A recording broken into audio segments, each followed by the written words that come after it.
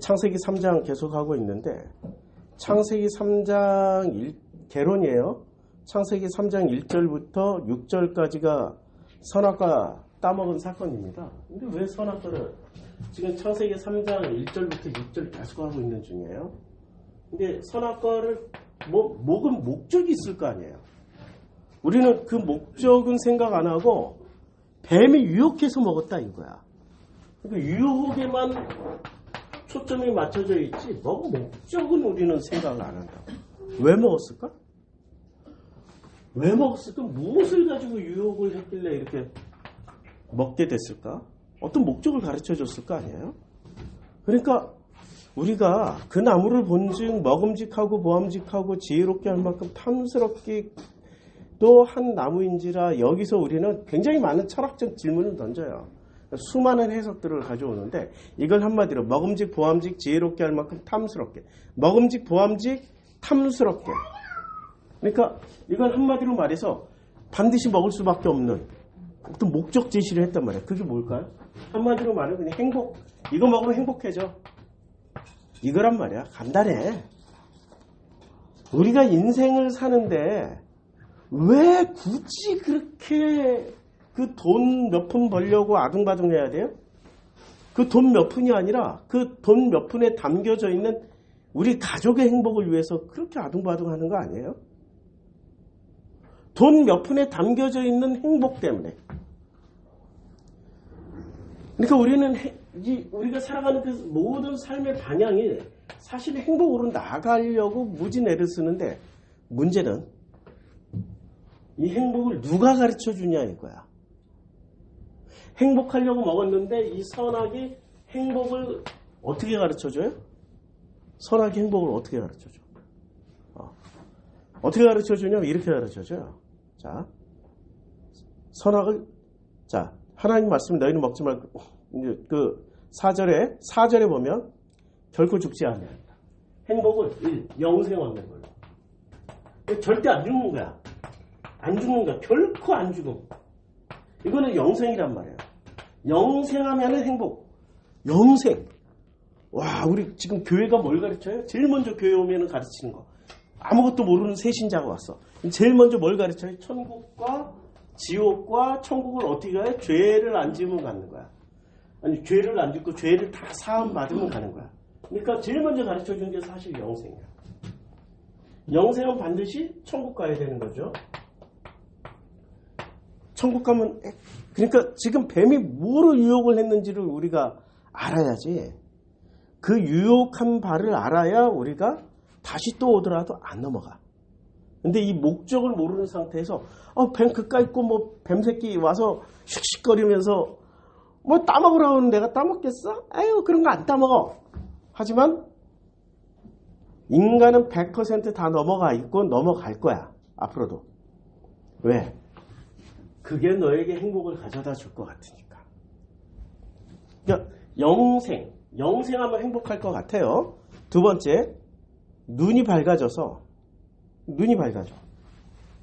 눈이 밝아진다와 눈을 뜨고. 그러니까 원래 맹인은 아니었어. 보고 있었는데 어떤 상태로 가는 거예요? 더 잘 본다. 남보다 더 잘 본다라는 것은 무슨 뜻이 있습니까? 무슨 의미가 있어요? 남보다 몇 배 많은 정보를 받아들일 수 있고 알아갈 수 있고 많은 것들을 경험할 수 있다는 거지. 눈이 밝아진다는 것은 굉장한 지혜와 지식을 얻을 수 있는 거죠. 우리 자식이 왜 서울대 보내고 하버드 보내고 예일대 보내고 콜롬비아 뭐 옥스퍼드 이런 데 왜 보내려고 그래요?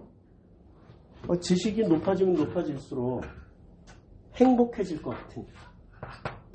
영생의 행복의 보장이고 지혜와 지식의 행복의 보장 아니에요? 그리고 우리 자식 나면은 제일 먼저 예수처럼 살기를 원하세요? 솔로몬처럼 살기를 원하세요? 자기 자식이 예수처럼 산다라고 그러면 부모 마음이 덜커덕 내려앉지. 근데 솔로몬처럼 산다라고 하면 할렐루야 하는 거지. 왜? 솔로몬은 솔로몬은 모든 영화를 누렸고 게다가 지혜와 지식의 왕이잖아. 이야, 이것처럼 좋은 게 어딨어. 그러니까 너희 눈이 밝아져 하나님같이 되어 선악을 알 줄 아십니다. 그러니까 눈이 밝아지고 세 번째, 행복해지려면 누구처럼 되면 행복해져요? 하나님처럼 되는 거야. 하나님처럼 되는 거야. 이게 행복의 조건이야. 그 다음에 행복의 조건이 선악을 알게 되는 거야. 선악. 그래서 여자가 이 설명을 다 듣고 나서 보니까 그 나무를 본즉 먹음직도 하고 보암직도 하고 지혜롭게 할 만큼 탐스럽게도 한 나무인지라. 자, 지금 이게 지금 6절에서 하는 말씀과 지금 3장 6절과 창세기, 자 3장 창세기 3장, 자 3장 5절과 6절을 한번 비교를 해볼게요. 자, 그 3장 4절에 뭐라고 얘기하냐면 너희가 결코 죽지 아니하니라. 그것을 먹는 날에는 너희 눈이 밝아져 하나님같이 되어 선악을 알 줄 하나님이 아심이라. 이렇게 얘기를 했단 말이에요. 그리고 여자가 다시 그 나무를 본즉. 언제 봤어요? 뱀이 다 설명하고 나서. 그럼 뱀은 왜 또 뱀이냐? 하고 많은 짐승 중에 왜 하필 또 뱀이 그랬냐? 자, 여기 있어. 진영아, 줄게. 자, 여기. 요거 있고, 그다음에 여기도 있고. 그래, 잘했어. 왜 하필 뱀이냐? 뱀은 잘 보세요. 모든 짐승들 가운데 제일 단순하게 생긴 게 뱀이야. 다리도 없어, 손도 없어, 날개도 없어, 지느러미도 없어, 걸을 수도 없어, 뭐 날개도 없고 지느러미도 없으니까 상식적으로는 수영도 할 수 없고 하늘을 날 수도 없어. 그런데 이 뱀은 세상에 어떻게 신박한 능력이 있는지 달리기에도 엄청 빠르고 수영도 할 줄 알고 못하는 게 없어. 그러니까 어떤 수를 써서라든지 다 살아내는 짐승이 뱀이라고. 이만 다시 얘기해서 어떤 수단과 방법을 써서라든지 반드시 먹게 만들 수 있는 능력이 있는 놈이야. 그래서 그냥 뱀이라는 것을 쓴 거지. 뱀이 원래 나쁜 놈이 아니야. 뱀이 그냥 우리 원래 개, 돼지가 그런 나쁜 짐승 아니잖아요. 근데 인간들이 개, 돼지가 공통분모가 뭔지 아세요? 사람이 먹는 걸 먹어. 사람하고 제일 비슷해. 그리고 돼지는 사람하고 사이즈가 비슷해요. 체격이 비슷해. 그래서 우리가 간 이식, 무슨 뭐 장기 이식 할 때 돼지 걸 먹는 식이에요. 가장 비스무리한 사이즈가 같으니까. 그러니까 원래 인간은 자기하고 비슷한 거 싫어하잖아. 그러니까 개돼지라고 그러는 거지. 근데 이건 말이 좀 빗나갔는데 결국엔 뱀은 뭐예요? 목적을 이루는데 탁월하다는 거야. 그래서 뱀이라고 한 거야. 원래 뱀만 보면 아우 징그러워. 나 징그러운 거 사실이야.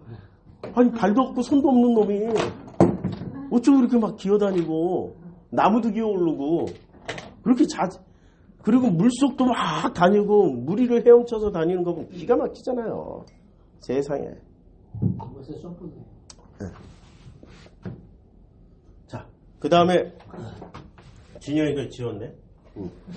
자, 그러니까 여자가 그 본즉 이제 다시 봤을 때는 그 어떤 일이 벌어졌냐면은 설명을 듣고 나서 본 거예요. 설명을 듣기 전에는 어떤 상태가 됐냐면 한번 봅시다. 설명을 듣기 전에는 자 뭐라고 얘기하냐면 뱀이 그 여자에게 말하되 뱀이 여자에게 자 여자가 이제 그 설명을 다 듣고 나서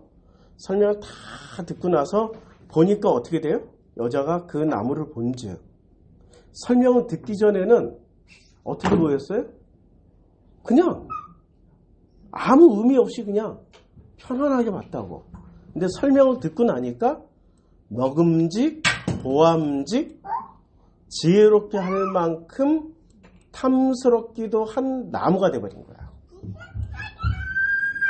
보암직, 먹음직, 보암직, 먹음직, 지혜롭게 할 만큼 탐스럽기도 한 나무가 된 거예요.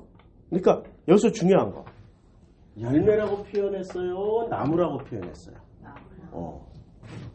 우리는 보통 열매를 보고 열매만 따먹었다고 생각하는데 뭐부터 본 거야 지금? 나무를 본 거야.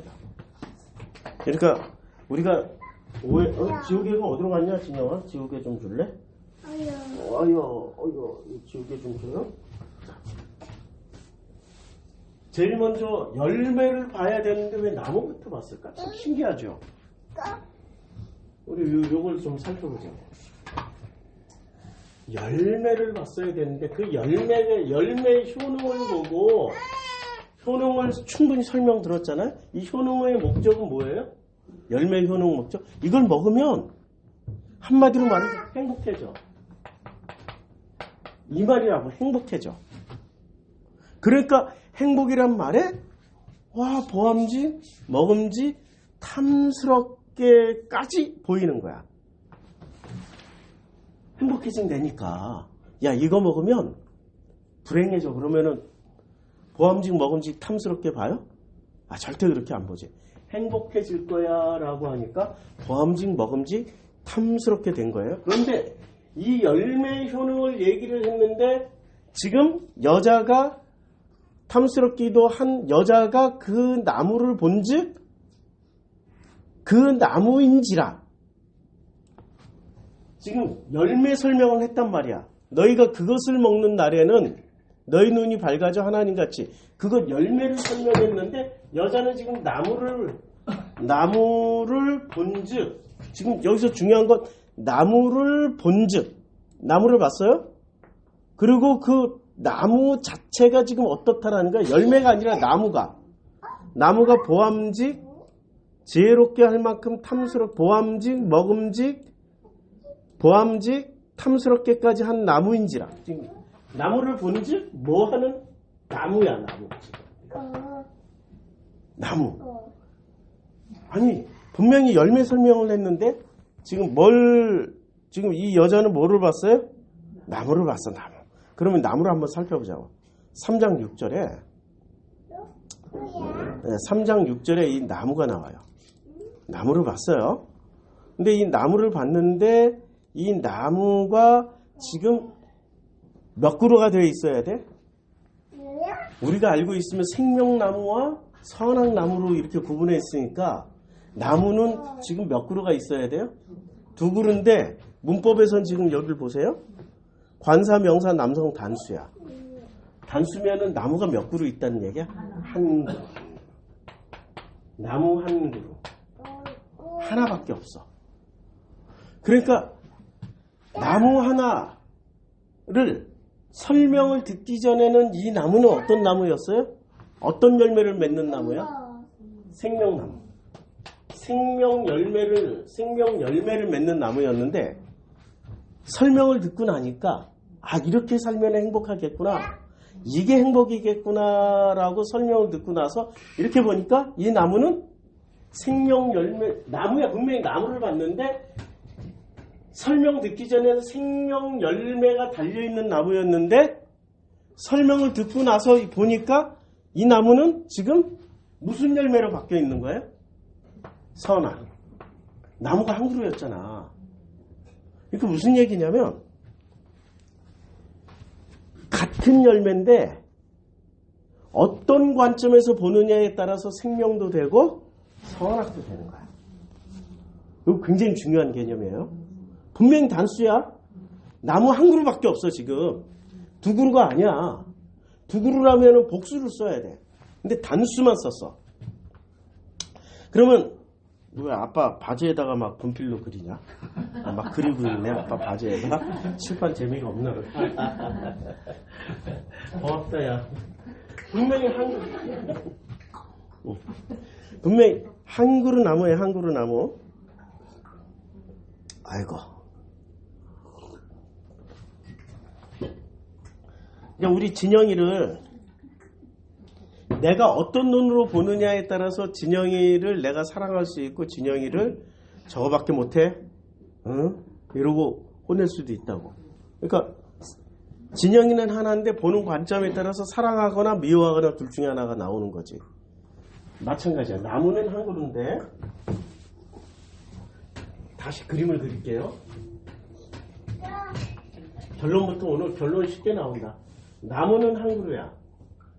한 그루 나무니까 뭐를 보는 거예요? 그 전까지는 이 나무를 뭐로만 봤어? 하나님이 설명하신 대로 생명 나무로만 봤어. 생명 나무로만 봤어. 그런데 뱀의 설명을 듣고 나서 이 나무를 보니까 뭐로 바뀌어 있어요? 선악 나무로 바뀌어 있는 거야. 그러니까 생명나무일 때는 거기서 맺히는 열매는 전부 다 무슨 열매? 생명 열매. 근데 내가 그 나무를 봤더니 선악 나무로 바뀌어 있으니까 여기서 맺는 열매는 무조건 무슨 열매? 선악 열매. 이제 아시겠죠? 우리가 이 현실을 살아가는데 이 현실이 지금 나무 한 그루예요? 한 그루의 나무와 같아? 내가 이 나무를 생명으로 보면 은혜롭게 이 매 순간이 은혜가 되고 선악으로 보면 근데 지금 먹은 목적이 뭐야? 선악과를 먹은 목적이 행복을 위해서 먹잖아.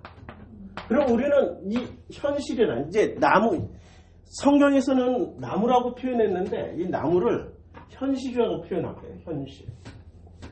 우리는 어차피 이 나무가 지금 현대 사회에 와서는 우리가 사는 세상에 와서는 이게 우리의 현실이라고. 우리의 현실이야. 현실은 전 세계를 통해서 현실은 몇 개? 2개야, 3개야, 100개야, 70억 개야, 하나야? 하나. 나무하고 같다니까 단수야. 이 현실을 생명으로 보는 사람이 있고 선악으로 보는 사람이 있다고. 지금 창세기 3장 1절부터 6절이 요 얘기야. 요거. 생명으로 보는 사람은 이 현실을 전부 뭐로 해석하면서 살아요? 하나님의 은혜구나. 은혜로 해석하지만 선악으로 현실을 보는 사람은 선이든 악이든 이걸 나누어서 선은 높이고 악은 멸하려고 할 거 아니에요. 그러니까 자기가 행복하려면 선을 많이 쌓아놔야 돼. 악을 더 높여야 돼. 악을 많이 쌓으면 서로 불행해져. 그러니까 계속 악을 멸하고 선을 계속 높이려고 그래. 근데 이러면 이럴수록 행복해져요? 아니라고.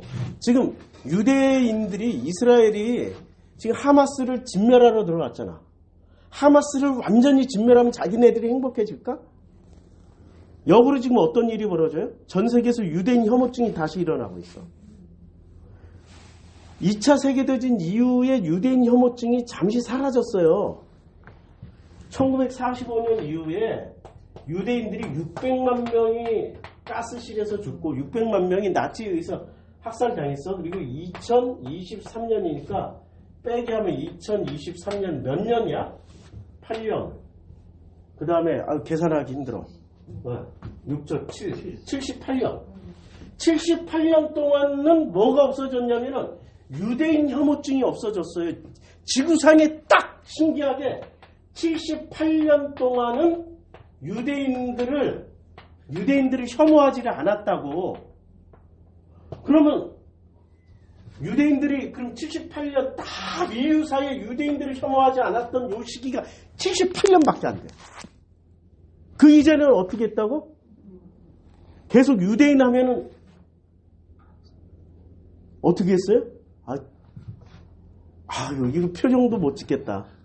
이게 잘못하면 또 이게 사람들이 오해할까봐. 지구상의 유대인과 같이 살아갔던 모든 사람들은 유대인들을 혐오했어요. 죽이고 싶었어. 혐오했다고. 참 신기해. 이놈의 종족은 이 유대인들은 어딜 가나 미움받는 족속들이야. 참 신기해. 뭐 때문에? 돈 때문에. 아니 무슨 신앙 때문도 아니야. 전부 돈 때문에. 그리고 지금도 이 돈에 환장한 족속은 지금도 전 세계 돈의 90%를 유대인들이 가지고 있어요. 전 세계 돈에. 로스차일드 가문. 유명한 가문이 두 개 있죠. 로스차일드.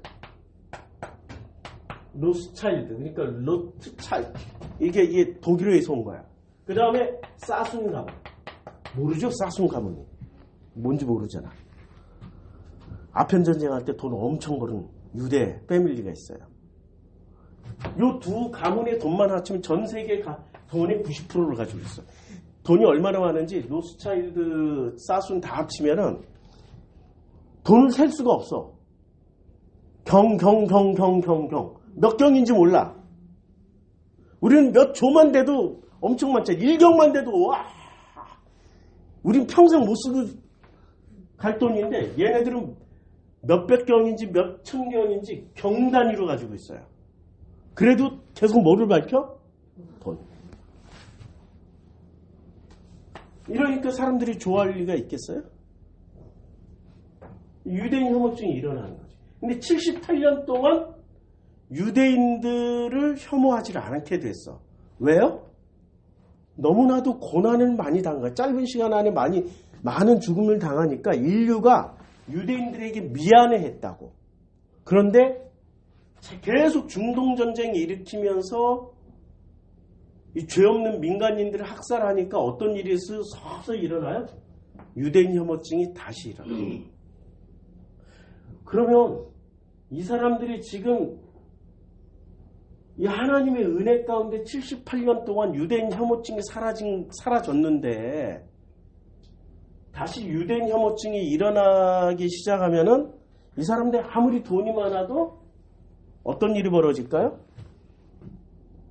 돈 많아도 다수의 이 국민들을 이길 수는 없어요.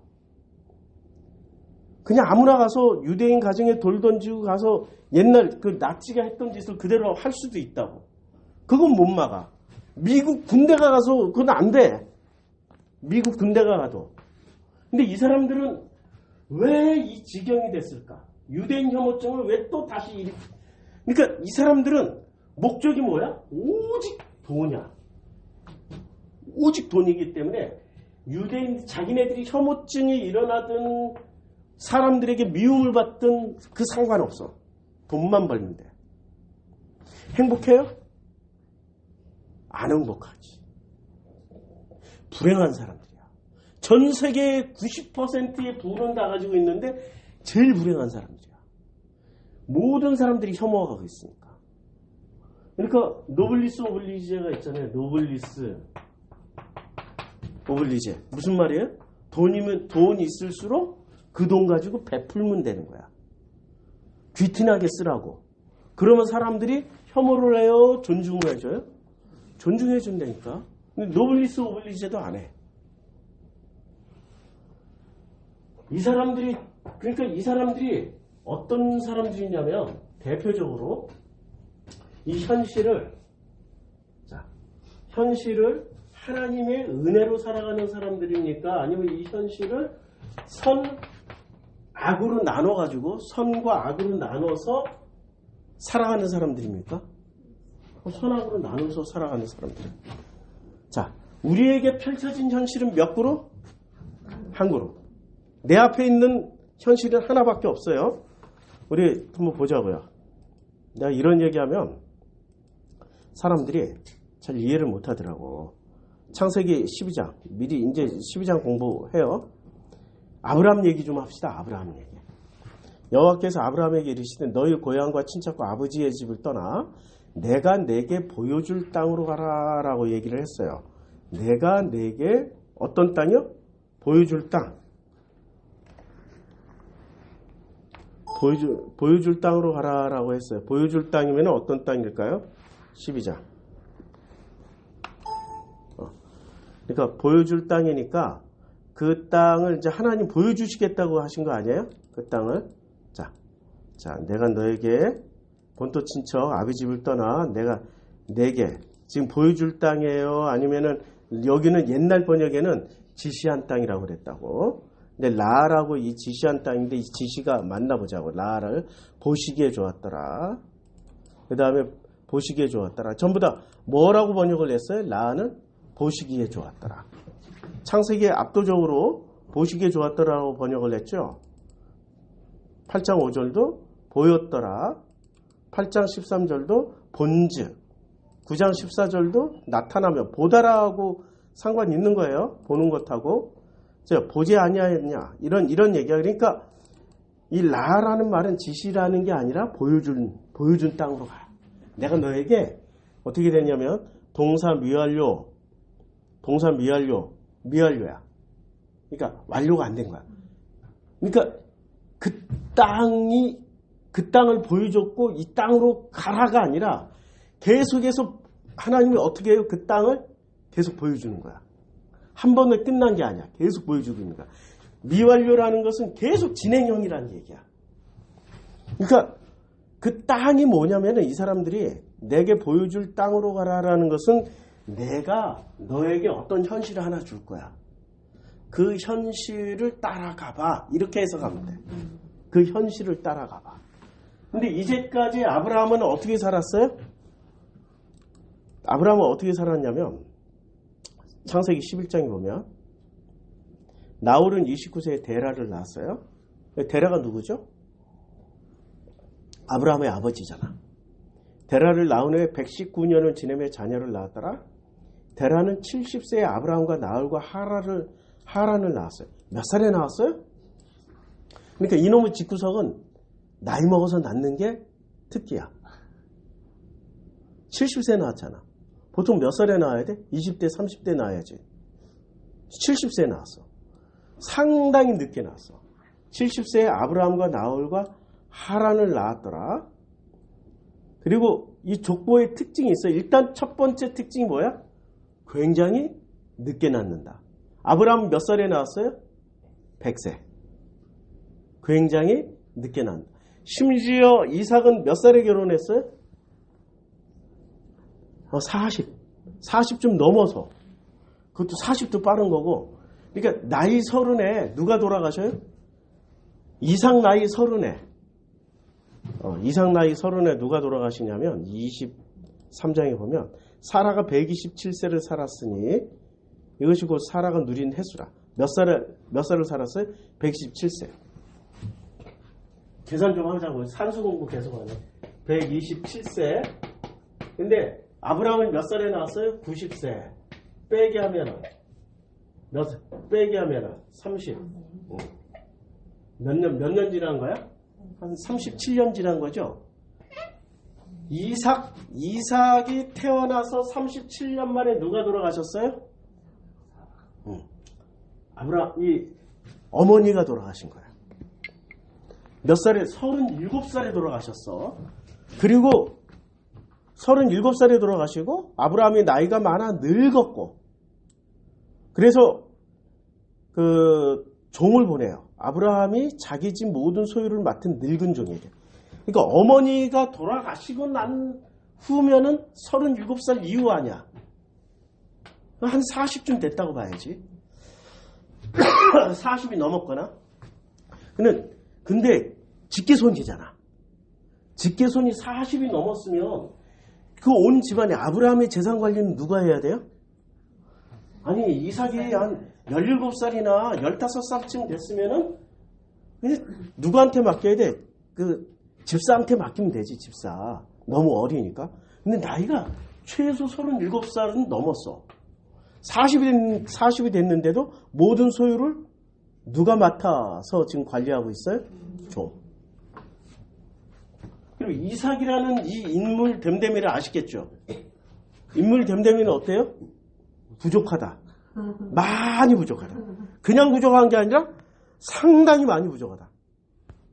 그러니까 상당히 하나님이 100세에 하나님이 이렇게 주신 아들이 이렇게 삑사리가 나는 모질한 애를 주실 수가 있나요? 그럴 수 있다고. 그런데 이분들은 이렇게 좀 모자란 아들을 받은 아브라함은 그 현실이 행복했어요? 불행했어요? 이 아들 때문에 행복했다니까? 아들 때문에 행복했어. 다시 11장으로 가요. 굉장히 늦게 낳는 거야. 늦게 낳는데 데라는 70세에 아브라함과 이렇게 70세에 낳았어요. 데라의 조건은 이러하니라. 데라는 아브라함과 나홀과 하란을 낳고 하란은 롯을 낳았어요. 데라는 누구를 낳았어요? 아브라함, 나홀, 하란. 이거 족보 잘 공부해야 돼. 어차피 우리가 아브라함이 지금 장남, 그 다음에 나홀, 그 다음에 하란을 낳았어요. 하란은 그 아비 데라보다 먼저 고향 갈대아인의 우르에서 먼저 죽었어요. 그러니까 데라의 후손 중에 데라가 있었는데 데라보다 먼저 죽었어. 하란은 제일 먼저 가셨어. 근데 아브라함과 나홀이 장가 들었는데 이제 살아남은 요 아브라함과 나홀이 장가를 들었는데 아브라함의 아내의 이름은 사레며 나홀의 아내의 이름은 밀가예요. 누구랑 결혼해요? 밀가. 그다음에 아브라함은 사레하고 결혼했어요. 사라이예요. 근데 하란의 딸이요. 하란은 밀가의 아버지야. 그러니까 이 밀가는 나홀하고 결혼을 했는데 이 밀가는 누구 딸이에요? 하란의 딸이야. 가능해? 이게 결혼 성사가 가능하냐고. 조카하고 작은아버지하고 결혼을 해. 그럼 나이 차이는 또 얼마나 많이 날 거야? 지금 아브라함, 나홀, 하란이니까 막내 아니야. 막내가 난 자식이야. 그 자식하고 결혼을 해야 돼. 그럼 얘가 최소한 밀가가 20살은 돼야 될 거 아니야. 그러면 나홀 이 삼촌은 최소한 몇 살이어야 돼? 뭐 한 40은 더 넘어야 되지. 이거 좀 이상한 족보야, 이거 족보가. 그리고 결혼해서는 안 되는 거야. 근친혼은 언제나 문제가 생긴다고요. 근친혼은 좋은 것도 나오지만 안 좋은 게 나올 확률이 무지하게 높기 때문에 인류사에서 그리고 짐승들도 근친혼은 가능하면 안 하려고 그래. 좀 특이하게. 근데 요 집안은 근친혼이야. 그리고 아브라함도 사례를 뭐라고 그래? 누구라고 불러? 마누라라고 불러요. 기회만 되면 위기만 오면 뭐라고 불러요? 누이. 아, 이게 진짜 족보가 이상해. 여기는 조카, 여기 조카, 여기는 누이. 집안이 정상 집안은 아니야. 상당히 이상해. 복잡해. 우리가 보통 머리로 이해할 수 없는 그런 머리에 사례는 임신하지 못해. 자식이 없어서. 그러니까 정확하게 성경은 뭐라고 기록을 해요? 아브라함 잘못이에요? 사례 잘못이에요? 임신 안 되는 게. 누가 불량품이야 지금. 아브라함은 정상이야. 그러니까 아브라함이 하갈과 잠자리를 했을 때 이스마엘이 태어났잖아. 아브라함은 정상 작동을 하는데 누가 문제가 생긴 거야? 사례가 문제가 생겼어. 그러니까 문제의 원인은 사례예요. 아브라함이 아니야. 이게 굉장히 중요한 요 팩트를 하나 넣어놔야 돼. 자, 데라가 그 아들 아브라함과 하란의 아들인 그의 손자 롯과 이제 하란의 아들인 그의 손자 롯이에요. 그러면 롯은 누구야? 롯은 지금 하란에게는 자식이 누가 밀가도 있었고 롯도 있었어. 근데 이 밀가는 누가 챙겨요? 나홀이 마누라로 챙겨가고 롯은 아브라함이 데리고 다녀. 그러니까 집안이 하나는 결혼으로 챙기고 하나는 마치 자기 아들처럼 챙겨가지고 다녀. 집안이 이건 정말 이해를 해. 자기 조카니까 자기 동생의 아들이니까 자기가 챙겨가. 그러니까 큰아버지 아니야. 큰아빠니까 자기 아들처럼 챙겨가. 왜냐면 사례가 문제가 있어서 애를 못 낳으니까. 그러면 이제 사례가 만약에 롯이 독립을 안 하고 사례가 이삭을 낳고 나서도 같이 살고 있으면 사례는 어떻게 했을까? 롯을 좀 내쳐야지. 그러니까 미리 내치잖아. 미리 나가잖아. 자, 롯과 그의 며느리 아브라함의 아내 사레를 데리고 갈대아니 우르를 떠나 가나안 땅으로 가고, 누가 먼저 가나안 땅으로 가고자 했어요? 데라가 가나안 땅으로 가고자 했어요. 그쵸? 지금 아브라함이 먼저 가지겠다고 한 게 아니라 누가 먼저 가자고 하는 거야? 데라. 그래. 그리고 나서 이제 요 본문을 읽어보자고. 요 본문을 읽는데 오늘 오늘 설교 제목은 이거야. 선악과를 먹은 목적을 우리가 얘기를 하려고 그런 거예요. 목적은 해석이야. 무슨 해석? 한 그루 나무 해석. 근데 이 한 그루 나무가 지금 뭐라고요? 우리가 살아가고 있는 현실이라고. 이걸 해석하려고 하는데, 자, 여호와께서 아브라함에게 이르시되 너는 너의 고향과 친척과 아버지의 집을 떠나 내가 내게 보여줄 땅으로 가라라고 했어요. 그러면 그 땅이 어디예요? 보여줄 땅. 여기서 나왔잖아. 창세기 11장에 가나안 땅으로 가고자 하더니 누가 가고자? 데라가 가고자 했어. 맞죠? 그럼 본토 친척 아버지 집을 떠나 여호와께서 너에게 보여줄 땅으로 가라 하면은 가나안 땅으로 가야 돼? 아니면 전혀 다른 땅으로 가야 돼? 전혀 다른 땅으로 가야지. 그래야 여호와가 아브라함에게만 지금 말씀하시는 거니까. 그쵸? 근데 원래 누가 가려고 했던 땅으로 보내요? 데라가 가려고 했던 땅을 아브라함도로 가라고 하는 거야. 요 장면 이해가 돼요? 자, 같은 맥락이야. 지금 이게 같은 맥락이야. 요게 현실이 가나안이란 말이야. 가나안. 근데 이 가나안을 데라가 가려고 했다고. 어떤 목적에 의해서. 왜 가려고 그래요?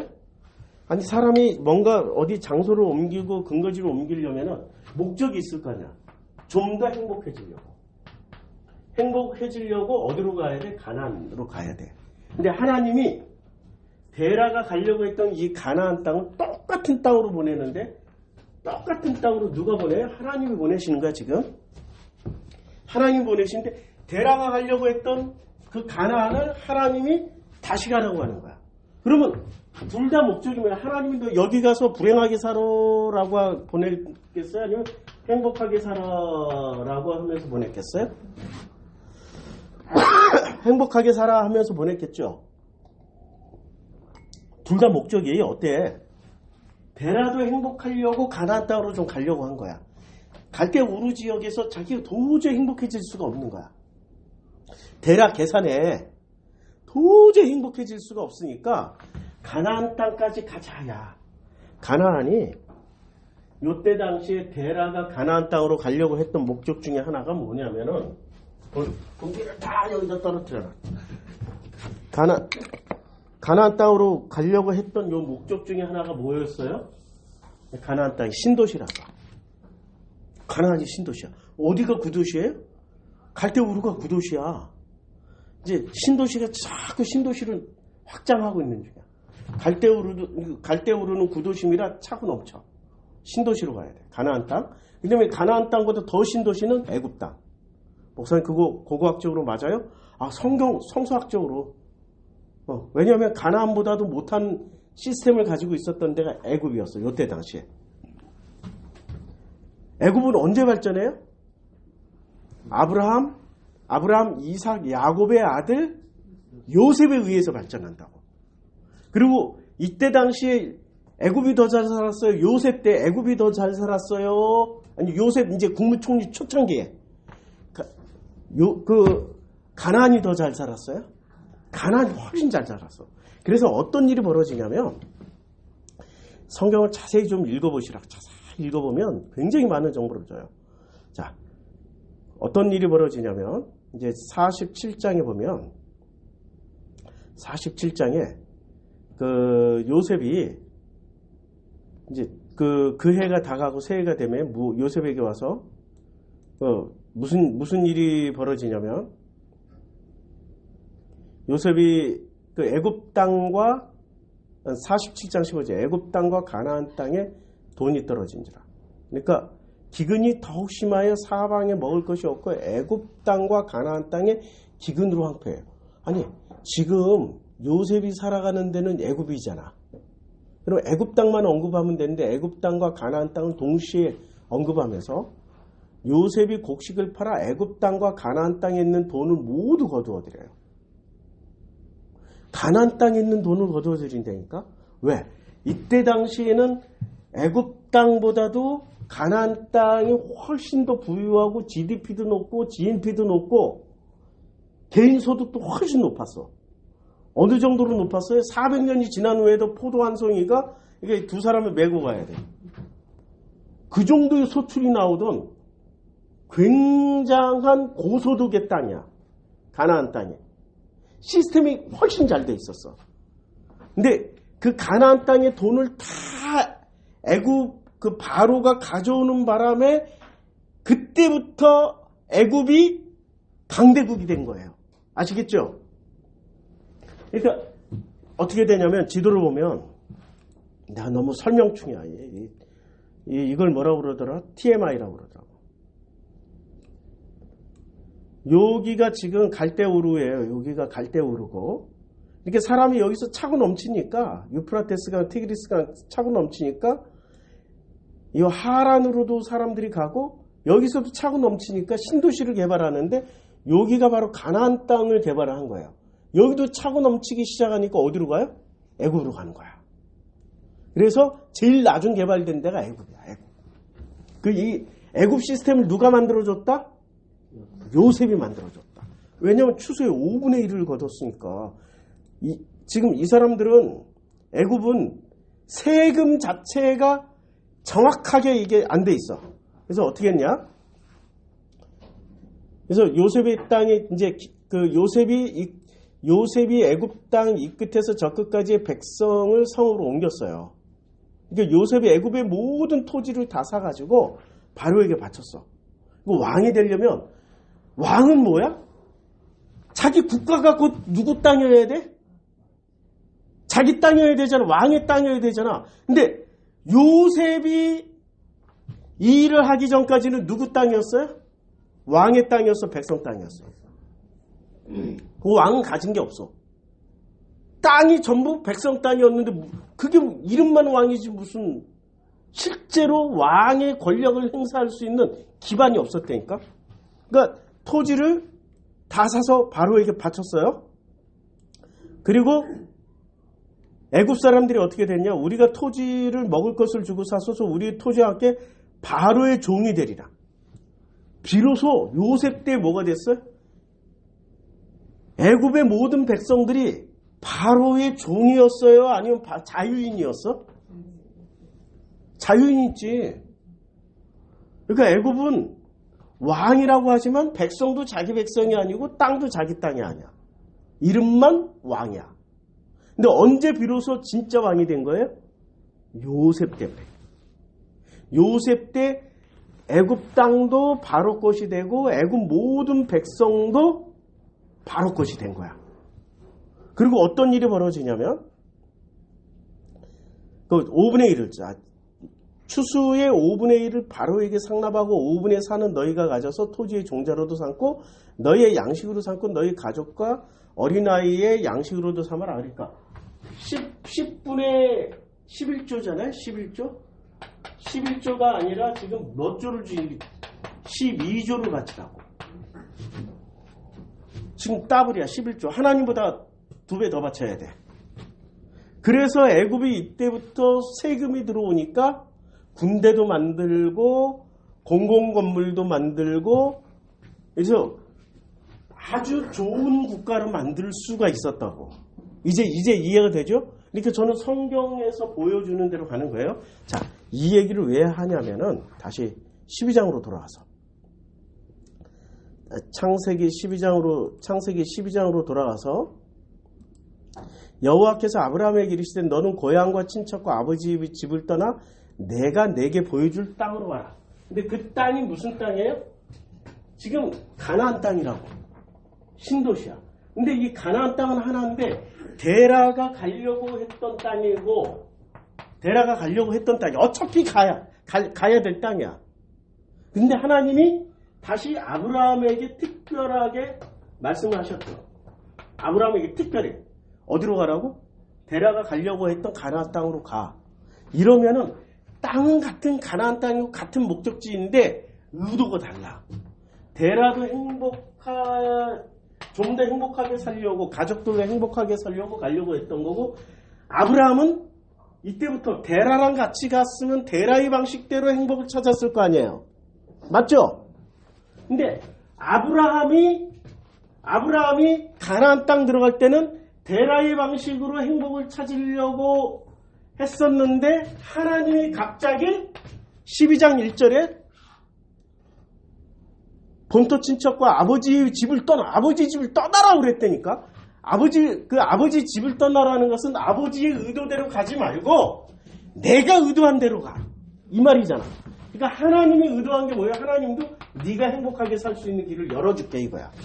그럼 데라의 행복과 아브라함의 행복이 같아야 돼요? 다른 거야? 다른 거야. 똑같은 땅인데 다르다니까? 이건 놀라운 거예요. 이걸 찾아냈다는 것도 놀라운 거 아니야? 스스로 셀프 칭찬. 아니 셀프 칭찬해야지. 아니 이걸 찾아냈다라는 게 지금 누가 이런 걸 찾아내? 그래서 내가 새벽 4시에 일어나가지고 잠 안 자고 설교 준비했는데도 한 번 더 들여다보니까 이게 나오더라는 거야. 그러니까 하나님이 잠 안 재우신 분도 하나님이고. 근데 그 행복의 조건이 뭐냐면은 내가 너로 큰 민족을 이루고 내게 복을 주어 내 이름을 창대하게 하리니 너는 복이 될지라. 이제 복 준다는 거야. 지금 이게 행복의 조건인데 그럼 데라도 가나안 땅으로 갈 때 어떤 목적을 가지고 갔겠어요?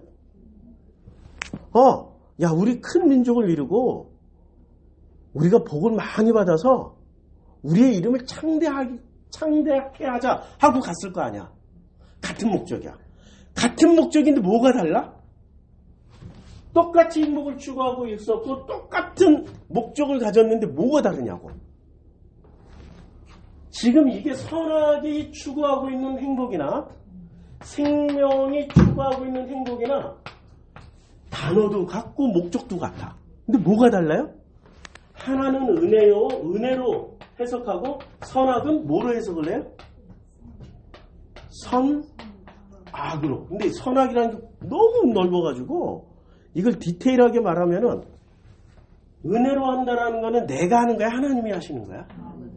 그럼 선악으로 하는 것은 내가 하는 거야? 하나님이 해주시는 거야? 내가 하는 거야. 내가. 여기는 열심을 내는 거고 여기는 진심으로 하나님과 교제만 하면 되는 거야. 이 차이예요. 이거 엄청난 차이라고. 지금 이게 엄청난 차이야. 자, 여기서 이제 드디어 이렇게 가는데 문제가 이제 생겨요. 데라가 어떤 사람인지를 우리가 알아야 돼. 데라는 어떤 사람이냐면 여호수아가 모든 백성에게 이르시되 이스라엘의 하나님 여호와께서 이같이 말씀하시기를 옛적에 너희 조상 곧 아브라함의 아버지 나홀의 아버지 여기 이제 하란이 쏙 빠졌어요. 살아있는 사람들 그러니까 아브라함의 아버지 나홀의 아버지 데라가 강 저쪽에 거주하며 다른 신들을 섬겼어요. 뭐를 섬겼다고요? 그러니까 하나님의 뜻과 지금 아브라함에게 말씀하시는 하나님의 뜻과 데라는 같은 길을 걸어갔어요? 아니면 전혀 다른 길을 걸었다는 얘기야? 전혀 다른 길이야. 자, 여기 지금 설명이 나와요. 24장 3절에 여호수아 24장 3절에 내가 너희의 조상 아브라함을 강 저쪽에서 이끌어내어 여기서 내가가 여호수아가 아니에요. 여호와께서 너희 조상 아브라함을 강 저쪽에서 이끌어내요. 가나안 온 땅에 두루 행하게 하고 그의 씨를 번성하게 하려고 그에게 이삭을 주었으며 라고 얘기를 해요. 그러면 지금 데라의 목적과 데라에게서 아브라함을 분리를 시켰잖아. 본토 친척 아비집을 떠나라고 했으니까 분리가 된 거잖아요. 분리를 시킨 목적이 있을 거 아니야. 똑같은 가나안 땅에 들어가려고 했는데 아버지 데라도 행복을 위해서 들어가려고 했고 아브라함도 하나님의 말씀 듣고 행복을 위해서 들어갔는데 무엇이 달라? 방식이 달라. 해석하는 방식이 다르다고. 그래서 아브라함은 아버지 데라로부터 배워먹은 그 해석법을 건너가야 돼. 그걸 폐기 처분하고 하나님의 해석법을 배워야 된다고. 가나안 땅에 들어가서는. 근데 그걸 하는데 얼마나 많이 걸려요? 12장에서부터 시작해가지고 12장에서 시작해서 23장 사라가 죽고 여기에 땅을 사고 24장 이제 이삭이 장가가고 이제 이삭이 드디어 장가를 가요. 이삭이 장가가는 이야기가 이렇게 길게 나와요. 길게 나오고 25장 아브라함이 후처를 맞이하였으니 25장 그의 이름은 그두라라. 그가 시므란과 욕산과 무단과 미디안과 이스박과 수아를 낳고. 그러니까 아브라함의 자손들이 이렇게 많아. 미디안. 그리고 나중에 이스라엘하고 죽도록 싸우는 모든 족속이 다 누구 후손이야? 이거 참. 자, 우리가 이삭을 정통으로 생각하면은 여기다 써야 되겠다. 우리는 이삭 중심으로 생각을 한단 말이에요. 근데 아브라함을 중심으로 해서 하면은 이삭을 중심으로 생각하면 이삭의 후손들이 누구예요?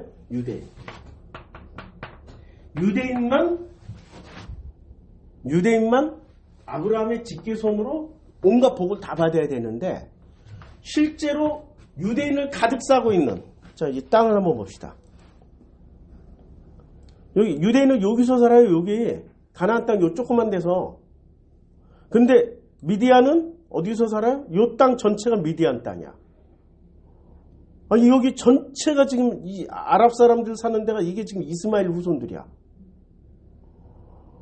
성경을 보면 그두라에서 태어난 자식도 욕심을한 욕산, 무단, 미디안, 이스박과 수아. 욕산은 스바와 드단을 낳았으며 드단의 자손은 아수르 족속과 아수르 족속이라니까? 그러니까 아수르 대제국을 건설을 한다고요. 유대인들은 이 아수르만큼의 대제국이 없었어. 유대인들은 기껏해야 가나안 땅 정도 차지한 거라고. 족속과 르두시 족속과 르움미 족속이며 미디안의 아들은 에바, 에벨과 하녹과 아비다와 엘단이 다 그두라의 자손들이 엄청나죠? 아니 세상에 아브라함이 후처를 맞이했는데 후처를 맞이했을 때는 언제야? 이제 일단 사라가 돌아가셔야 되잖아. 그러니까 사라가 몇 살에 돌아가셨어요? 127세. 127세니까 그 이삭 낳고 37살, 37년 지나갔어요. 그 다음에 그 후에 결혼을 했으니까 그 후에 후처 맞이했으니까 여기서 100세에다가 30세, 137세에 결혼해가지고 그두라하고 이렇게 새끼를 많이 낳았어. 그럼 100세에 낳은 거는 뭐야? 그걸 기적이라고 하는데 137세 지금 몇 명을 낳았냐고. 몇 명을. 그래서 이 구절을 잘 기억해두라고 그런 거야. 이 구절. 자, 창세기 11장에 사라는 임신하지 못함으로 자식이 없었더라. 누가 문제가 있었다고요? 사라한테 문제가 있는 거야. 그래서 창세기 12장부터 23장 사라가 돌아가실 때까지 누구한테 문제가 다 있었던 거야? 사라. 근데 이걸 사람들이 다 놓치더라고. 이걸 다 놓치는 거야. 성경을 아무리 읽어도 왜냐면 눈이 뒤집어 씌었으니까. 눈에 색안경이 사라한테 문제가 있어. 실제로 보면 사라한테 문제가 엄청 많아요. 근데 이걸 전부 다 믿음의 어머니 좋은 눈으로 보려고 좋은 눈으로 해석만 하다 보니까 잘못 해석하는 거지. 그러니까 이런 거야. 지금 나무 한국이라는 것은 굉장히 다양한 메타포로 쓰여져요. 굉장히 다양한 메타포로 쓰여지는데 지금 나무 한국어예요. 자, 나무 한국어. 이게 나무야. 근데 나무 한국어지만 이게 성경일 수도 있어. 성경을 선악으로도 해석할 수 있고 은혜로도 해석할 수 있고 이게 아브라함에게는 가나안 땅일 수도 있고 지금 가나안 가나안 땅인데 이걸 선악으로 아버지 데라처럼 선악으로 해석할 수도 있고 지금 하나님의 의도대로 은혜로 넘어가서 은혜로 해석할 수도 있다고. 근데 아브라함은 지금 나무 한 그루야. 아브라함 자체가 지금 나무 한 그루야. 근데 데라의 방식대로 살아왔던 아브라함이 하나님의 은혜로 말미암아서 자기라는 인생을 뭐로 해석하기 시작한 거예요? 데라처럼 해석해요? 아니면 하나님의 은혜로 해석하기 시작한 거예요? 은혜로 해석하는데 아니 사레가 죽기 전까지는 어떤 일이 벌어졌어? 사레가 죽기 전까지는 자식이 딱 자기가 난 자식이 누구만 있었어? 이스마엘하고 이삭밖에 없었어. 사레가 죽자마자 나이가 세상에 137세 거의 140세에 시므란과 욕산과 무단과 미디안과 이스박과 수아를 낳고 몇 명 낳은 거야 도대체. 그냥 숨풍 낳는 거야. 그러면 이것 자체가 아브라함에게는 이것 자체가 행복일까요? 저줄까요? 본인에게 행복이잖아. 왜? 12장을 기억을 하자고요. 12장에 뭐라고 그랬어요? 내가 너로 큰 민족을 이루고. 계속 순풍순풍 말이야 큰 민족을 이룰 거 아니야. 이스마엘도 큰 민족을 이뤘지만 그들을 통해서 낳은 자식들이 또 대단히 큰 민족이 됐다는 걸 지금 얘기하고 있는 거야. 큰 민족을 이루고 내게 복을 주어 내 이름을 창대케 하리니. 자, 다시 25장으로 넘어가요. 그러니까 하나님은 다 이루어 주셨어.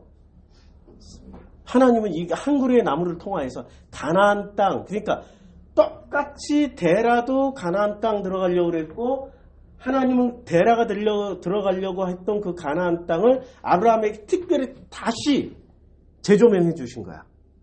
그리고 그 가나안 땅에서 뭐를 해주셨어요? 아브라함을 바꾸셨어. 뭐를 바꿨어요? 아브라함이 해석하는 법을 바꿨어. 데라의 방식대로 해석 안 하고 누구의 방식대로? 하나님의 은혜로 해석할 수 있도록. 그러니까 선악이 생명으로 넘어간 케이스가 첫 번째 케이스가 누구? 인류사의 아브라함이라고. 인류사의 자기 선악이라는 뇌 구조를 가지고 있던 사람이 하나님의 은혜로 이 모든 걸 해석하기 시작한 첫 번째 케이스가 누구? 아브라함이라고. 아브라함. 그걸 얘기해 주려고 하는 거예요 지금. 자, 계속 읽어봅시다. 재밌죠? 예, 25장 5절 아브라함이 이삭에게 자기의 모든 소유를 주었어요. 그러면 자기 이삭에게 모든 소유를 언제 줬어요? 25장 5절에 줬다니까. 24장을 봐. 아브라함이 자기 집 모든 소유를 맡은 늙은 종에게 이르되, 그러니까 자기 모든 소유를 누가 맡고 있었어요? 늙은 종이. 그 다음에 결혼했잖아. 24장에서 결혼했잖아. 그리고 25장에서 비로소 어떻게 됐냐면 아브라함이 이삭에게 자기 모든 소유를 준 게 언제 주었어요? 이게 그러니까 시므란과 그두라가 시므란과 욕산과 무단과 미디안과 이스박과 수아를 낳은 후에 아브라함이 이삭에게 자기 모든 소유를 줬으니까 이게 지금 몇 년 걸렸어. 애를 2년에 한 명씩 낳는다고 그래도 137년에서 140세에서 150세 140세에서 160세 사이라. 그러면은 여기다 지금 37살 더하기 이제 40살로 치고 20년 더하면 60세쯤 더 받은 거지. 50세나 60세쯤. 너무 늦게 받은 거야. 그만큼 이삭이 어떤 상태라고? 좀 많이 모자라. 많이 모자라. 근데 많이 모자라는데 한 가지 분명한 건 이삭은 요 과정 없이 바로 모든 걸 뭐로 해석을 내버렸어요? 그러니까 자기가 스스로 열심을 내고 살았어. 그냥 하나님의 은혜로 쉽게 살아버렸어. 그래서 이삭이 훌륭한 거야. 이삭을 통해서 이거 보여주는 거야. 야, 이 과정 없이 선악으로 해석하지 않고 이삭처럼 은혜로 해석해봐. 그러면 누가 일을 다 하셔? 물 타면 아버지가 갑자기 물길이 저기 있다가 끌어서가 여기서 물 나오게 해줘. 인간이 일을 안 해. 근데 요 법칙하고 이삭하고 거꾸로 법칙으로 산 놈이 있어. 누구? 야곱. 지가 노력해도 안 돼. 물길이 여기 있다가도 지가 땅 파면 물길을 하나님이 저쪽으로 옮겨버려. 이삭하고 거꾸로라니까.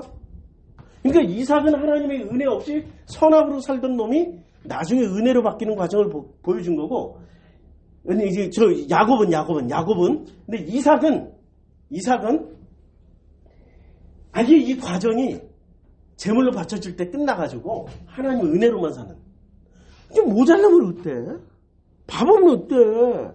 사람들이 손가락질하면 어때? 결론적으로 보니까 세상의 최고의 미인이 내 마누라고. 그렇잖아요?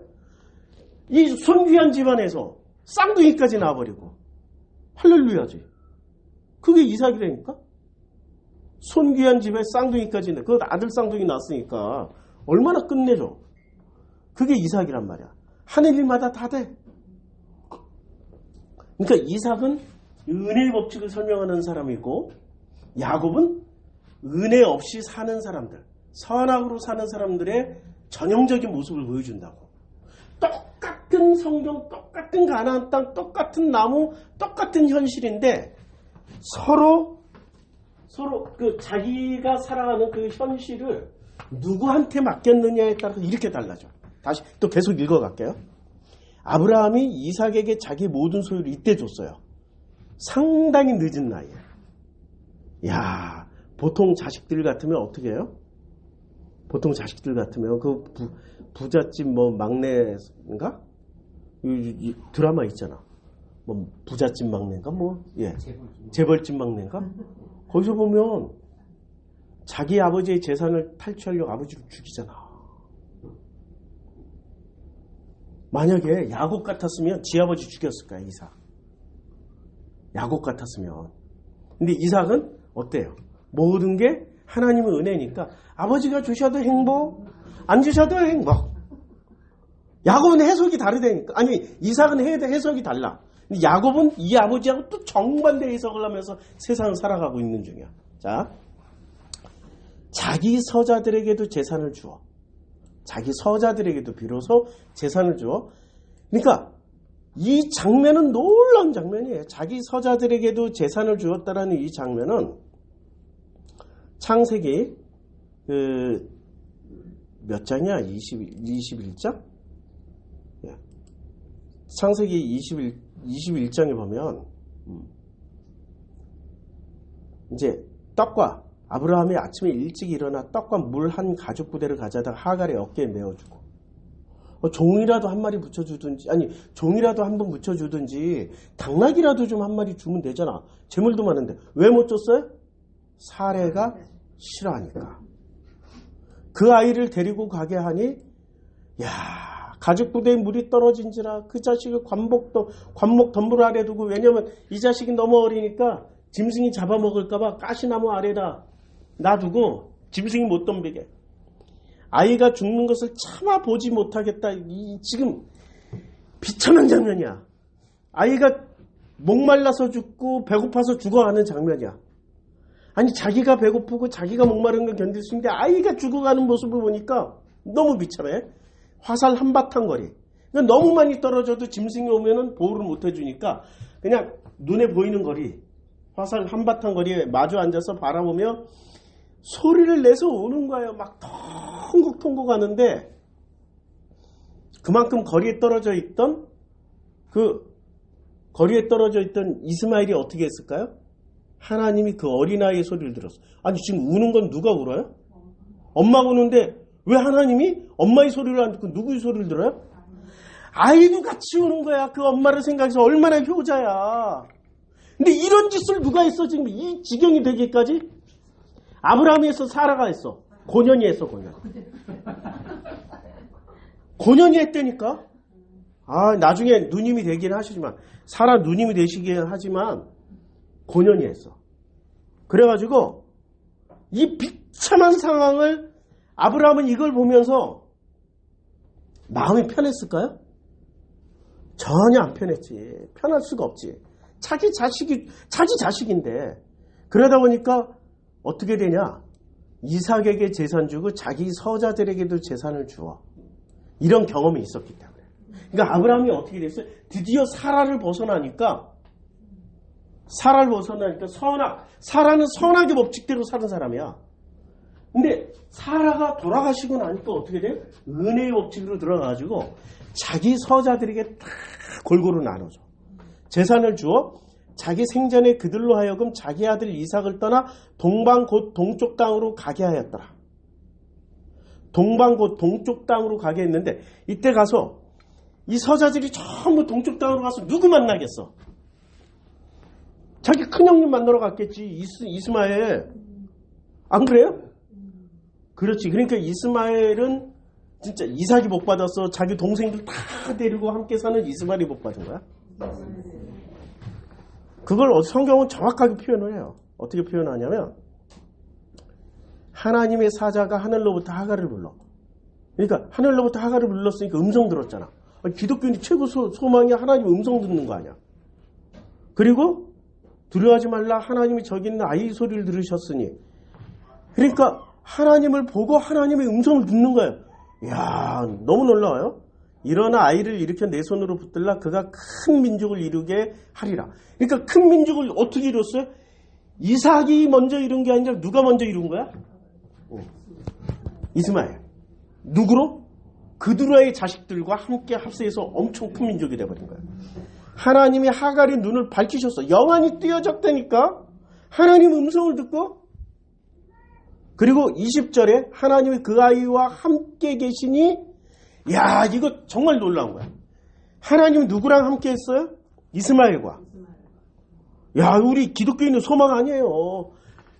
지금부터 죽을 때까지 누가 동행해 주신다고 말씀하신 거야? 여호와 하나님이 동행해 주신다는 거야. 할렐루야. 아니, 이스마엘이 먼저 복 받아버렸다니까. 그런데 이걸 사라는 못 견디는 거지. 못 견뎌. 근데 아브라함은 자기 자식이니까 서서히 눈을 뜨기 시작한 거야. 사라의 관점에서 자기만의 관점, 은혜의 관점으로 넘어가니까 어떤 일이 벌어져요? 어떤 일이 벌어져? 자기 서자들에게도 재산을 주어 자기 생전에 그들로 하여금 자기 아들 이삭을 떠나 동방 곧 동쪽 땅으로 가게 하였더니 아브라함의 향년이 175세라. 175세. 그러니까 여기서 나이가 정말 중요해. 이게 행복이라는 게 뭘까요? 행복은 우리는 똑같은 현실과 똑같은 성경과 똑같은 상황 속에서 살아가는데 누구는 그 똑같은 현실과 상황을 행복하게 살아갈 수 있지만 누구는 그것을 똑같은 현실과 상황인데 불행하다 하면서 사는 거야. 그걸 지금 얘기하고 있는 거예요. 아브라함이 지금 몇 살에 돌아가셔요? 몇 살에? 175세. 그럼 몇 살에 애를 낳았어요? 100살. 그러면 본토 친척 아비집을 떠난 게 몇 살이야? 75세. 75세죠. 그럼 100살에 이삭 낳고 하나님 75세에 하나님 만나러 갔어? 그러면 이제 100살부터 75세까지 몇 년을 더 산 거야? 75년. 하나님 없이 산 75년과 하나님의 그 은혜를 누리고 산 75년이야.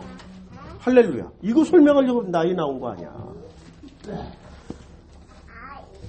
성경은 너무 놀라워요. 자, 그의 나이가 높고 늙어서 기운이 다하여 죽어 자기 열조에게 돌아가. 아브라함이 누구에게 돌아갔어요? 열조에게. 그러면 이 사람은 구원 받았어요? 못 받았어요? 구원 받았다니까. 할렐루야. 할렐루야. 그의 아들들인 이삭과 이스마엘이. 여기서 눈물 나는 장면 아니야. 그의 아들들인 이삭과 이스마엘이 온 거야 지금.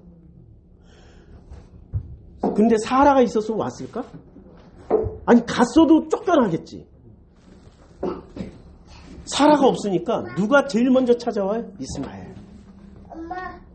아니 여기서 인간이라면 막 감동이 일어나야 되는 거야. 이 놀라운 장면이야. 이스마엘이 그를 마므레아 태쪽 속 소알의 아들 에브론의 밭에 있는 막벨라 굴에 장사를 했어요. 이게 아브라함의 인생이야. 아브라함의 인생을 통해서 우리는 뭐로 할 수 있냐면 똑같은 가나안 땅이야. 다시 이제 그림 그리고 맞춰야죠. 우리 진양이가 다시 올라왔어. 지금 똑같은 상황에 똑같은 나무예요. 똑같은 나무인데 나무일 수도 있고 가나안 땅일 수도 있고 우리에게 어떤 현실일 수도 있고 이게 또 성경일 수도 있어. 근데 이걸 데라나 사하라처럼 해석할 수도 있어. 그러나 아브라함이 요게 100세를 기준으로 하면은 75세에 가나안 땅으로 와서 75세에 지금 75세 이 현실로 들어가가지고 나머지 75년을 하나님의 은혜로 해석하면서 살죠. 은혜. 원래 은혜로 들어가기 전까지는 설명이 장황하고 되게 긴데 은혜로 딱 들어가면 설명 없어. 은혜는 설명할 게 없다니까. 모든 게 하나님의 은혜인데 무슨 설명을 해. 모든 게 그냥 하나님의 은혜야. 눈물만 나. 자, 지금 이거 설명해 주는 거예요. 그럼 선악지식. 선악과는 뭐예요?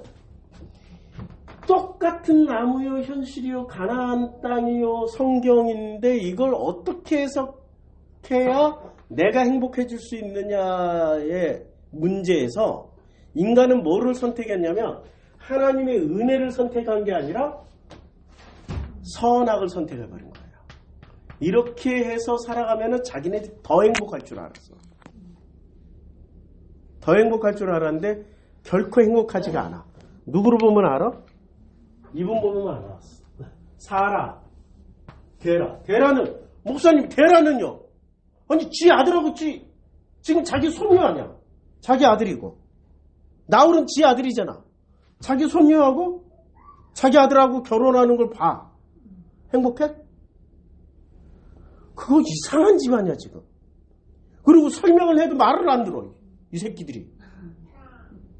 그리고 아브라함은 지 누이하고 또 결혼을 해. 이 새끼들이 집단 반발을 하나. 이게 뭐 애비 연맥이려고 그러나. 뒤집어지는 거야 지금. 말도 안 되는. 나는 우리 윤도 조선총독부 윤도 신호부미 이분이 세계적인 콜보라고 결혼을 하셨잖아. 그때 나는 이렇게 해석을 해. 윤도의 아버지한테 연막하라 이러면서 빅엿 한 번 날리신 것 같아. 나이 50 넘어서 결혼했잖아. 결혼 안 하고 속삭일 때로 세기다가 얼마나 많은 그 아버지나 엄마가 야 이 여자 좋다 했을 거 아니야. 근데 제일 싫어하는 자기 인생에 제일 혐오하는 콜고라고 딱 결혼해버려. 와 빅년 날리는 거지. 데라에게 아마 아브라함이나 나홀이 살아있는 아브라함이나 나홀이 빅년 날린 것 같아. 그리고 게다가 사라는 임신하지 못하였더라. 이게 이 문장을 성경에 넣은 건 대단히 진짜 정말 감사해요. 대단히 감사해. 자, 결혼을 했는데 사라는 임신하지 못함으로. 야, 게다가 이 장남이란 새끼는 임신하지도 못하는 여자랑 결혼해가지고 데라 속이 어떻겠어요? 데라가 행복하려고 선악을 선택했지. 어떻게 선악을 선택하지? 어떻게? 아니 강 건너 저쪽에서 하나님 섬겼어요, 우상 섬겼어요. 그러니까 선악을 선택해버렸어. 선악으로 자기가 행복해지려고 했더니 하면 할수록 어떻게 돼? 빅년만 돌아와. 그런데 아브라함은 이 데라의 영향권에서 벗어나기 시작한 거야. 가나안 땅 들어가면서 데라의 영향권을 벗어나고 사라가 돌아가시자 비로소 하나님의 은혜를 누리다가 75년을 더 살고 가셨어. 이게 우연이냐고. 세상에 우연은 없어. 하나님 필요만 있다고. 할렐루야지. 목사님 이런 거 어떻게 해석해? 내가 이렇게 살고 있으니까. 내가 지금 이 현실을 살고 있잖아요. 이 똑같은 현실을 살고 있잖아요. 아이고 참 밥 먹으면서 얘기합시다. 기도하겠습니다. 아버지 감사합니다. 똑같은 현실을 하나님 평등하게 선인과 악인에게 주셨습니다. 똑같은 햇빛과 똑같은 비를 악한 사람이든 선한 사람이든 의인이든 악인이든 똑같이 허락해 주셨습니다. 그 똑같은 것을 선악으로 해석하며 그것을 어떻게든 행복으로 일구어내려고 하는 사람들이 있고 우리 힘으로는 안 되는구나. 하나님의 은혜밖에 없구나로 해석하며 가는 사람들이 있습니다. 나무는 한 그루였습니다. 현실도 한 그루, 성경도 한 권의 책.